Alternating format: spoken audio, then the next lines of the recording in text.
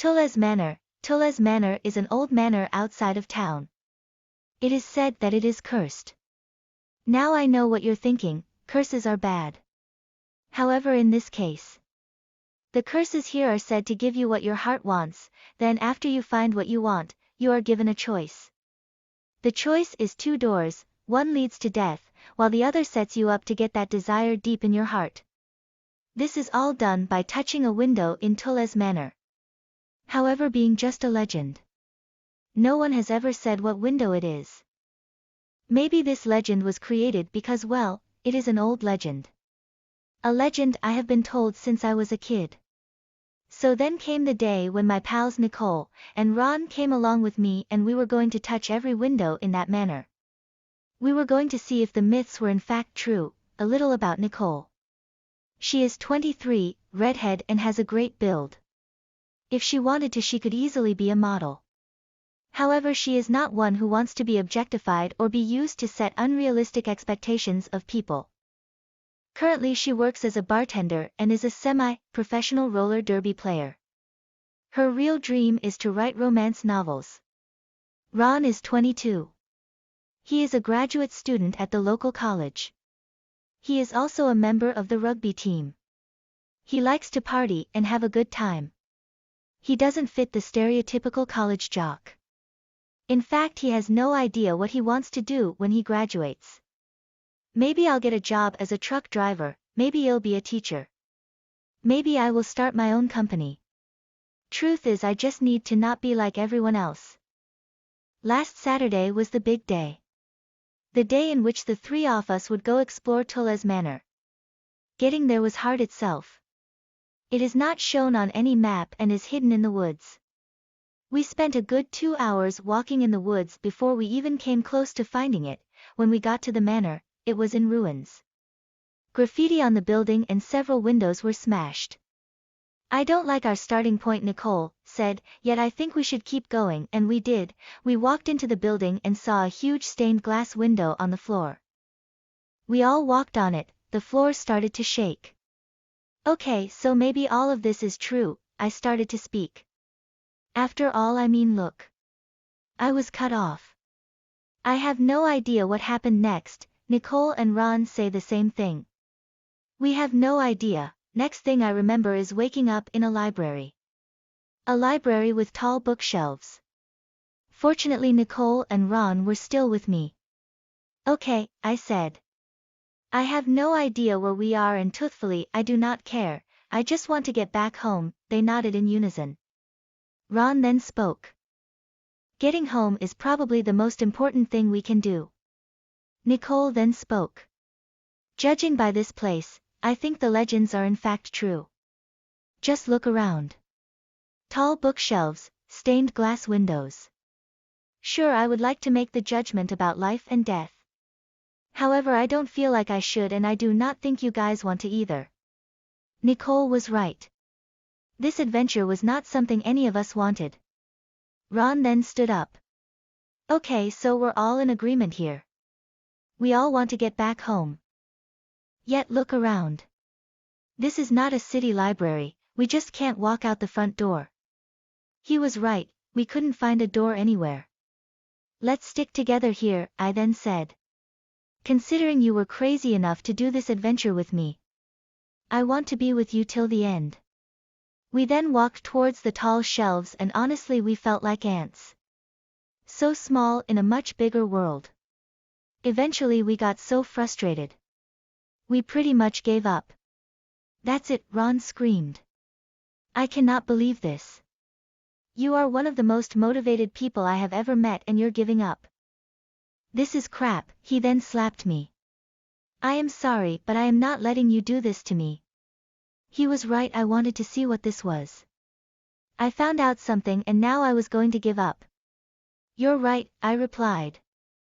I think I needed to regroup. Now if I am lost, I usually go to the information desk. Considering this is a library, there has to be one. I really don't think this is going to work. I said, however, it is better than nothing. I screamed. Where can I get some information here? A voice soon said. Follow the yellow carpet. A yellow carpet soon popped up. The three of us walked on it, then after our walk we found 4 people sitting in chairs.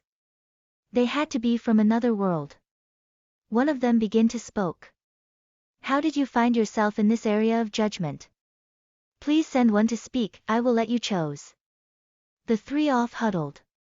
I think I should do it, I spoke. After all I got you in this mess.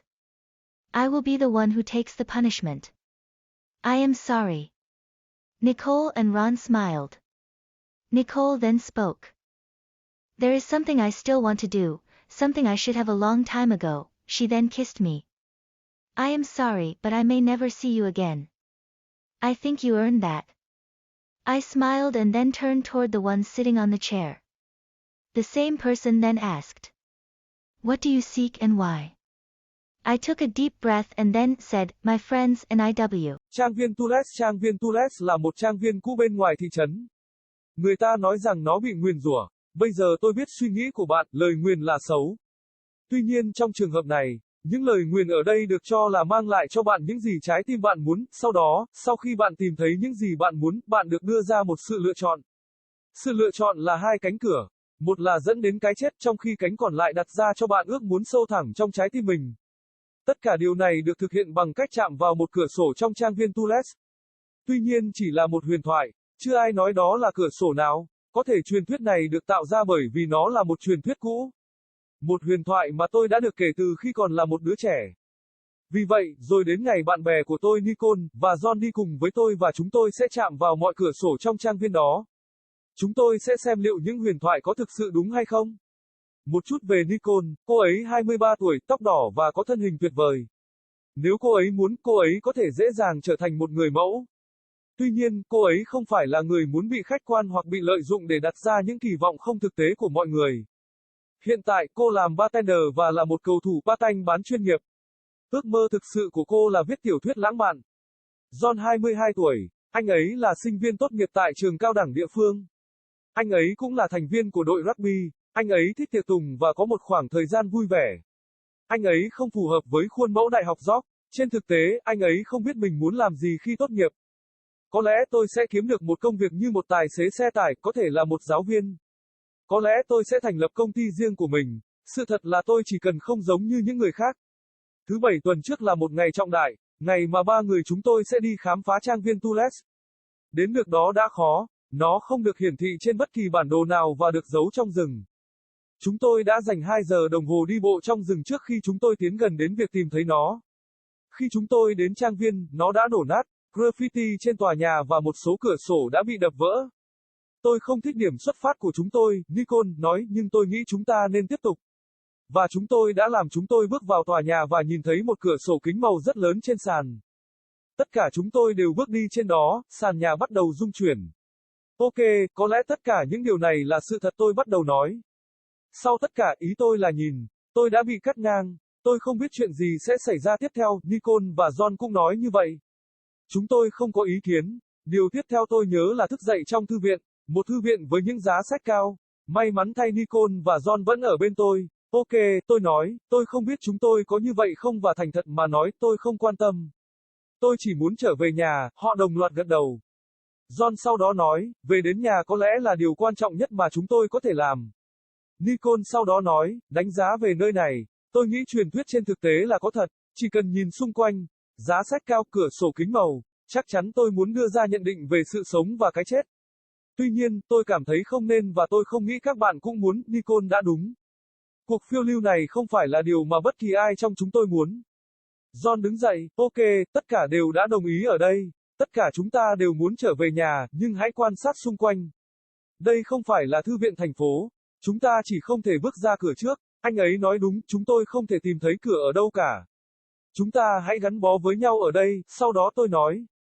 Coi như bạn đã đủ điên rồ để thực hiện cuộc phiêu lưu này với tôi. Tôi muốn ở bên bạn cho đến cuối cùng. Sau đó chúng tôi đi về phía những chiếc kệ cao và thành thật mà nói, chúng tôi cảm thấy mình như kiến. Thật nhỏ bé trong một thế giới rộng lớn hơn nhiều. Cuối cùng, chúng tôi đã rất thất vọng. Chúng tôi đã từ bỏ khá nhiều. Chính là nó, John hét lên. Tôi không thể tin được điều này. Bạn là một trong những người có động lực nhất mà tôi từng gặp và sự từ bỏ của bạn. Điều này thật tào lao. Sau đó anh ấy đã tắt tôi. Tôi xin lỗi nhưng tôi không cho phép bạn làm điều này với tôi. Anh ấy đã đúng, tôi muốn xem đây là cái gì. Tôi đã phát hiện ra điều gì đó và bây giờ tôi định từ bỏ. Quyền của bạn, tôi trả lời. Tôi nghĩ rằng tôi cần phải tập hợp lại. Bây giờ nếu tôi bị lạc tôi thường đến quầy thông tin. Vì đây là thư viện thì phải có một cái. Tôi thực sự không nghĩ việc này sẽ hoạt động. Tuy nhiên, tôi nói tốt hơn là không có gì. Tôi hét lên, tôi có thể lấy một số thông tin ở đây ở đâu? Một giọng nói đã sớm cất lên. Theo thảm vàng, một tấm thảm màu vàng sớm hiện lên. 3 người chúng tôi đi trên đó. Sau đó, sau khi đi bộ chúng tôi thấy 4 người đang ngồi trên ghế. Họ phải đến từ một thế giới khác. Một trong số họ bắt đầu nói, làm thế nào bạn thấy mình trong lĩnh vực phán xét này? Xin vui lòng cử một người để nói chuyện, tôi sẽ để cho bạn lựa chọn. Cả ba súng lại, tôi nghĩ tôi nên làm điều đó, tôi nói. Sau tất cả tôi đã để bạn trong mớ hỗn độn này. Tôi sẽ là người chịu hình phạt. Tôi xin lỗi, Nicole và John mỉm cười. Nicole sau đó nói, có điều tôi vẫn muốn làm, điều mà tôi nên có từ rất lâu rồi. Sau đó cô ấy hôn tôi. Tôi xin lỗi nhưng tôi có thể không bao giờ gặp lại bạn nữa. Tôi nghĩ bạn đã kiếm được điều đó. Tôi mỉm cười rồi quay về phía những người đang ngồi trên ghế. Người đó sau đó cũng hỏi, bạn tìm kiếm điều gì và tại sao? Tôi hít một hơi thật sâu và sau đó nói, bạn bè của tôi và tôi đã